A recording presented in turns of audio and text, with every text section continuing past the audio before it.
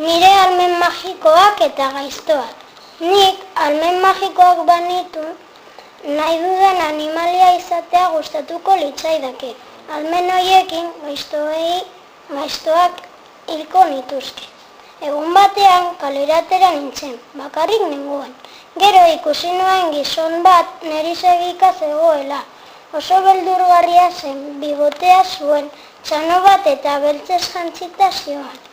Eta korrika joan nintzen mendira, baina inguratu eta harrapatu ninduten. Gero kotxe batera eraman ninduten eta hortik etxe handi batera. Etxeak eskalera asko zituen, pareta guztiak beltzak ziren eta botoi asko zeuden. Han ikusi nuen ume gehiago zeudela eta ahalmen bereziak zituztela. Han ume bat ezagurtu nuen, Julen izena zuen.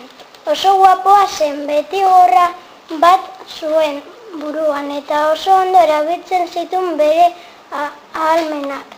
Bere ahalmenak ikustezina izatea zen. Etxetik atera ginen.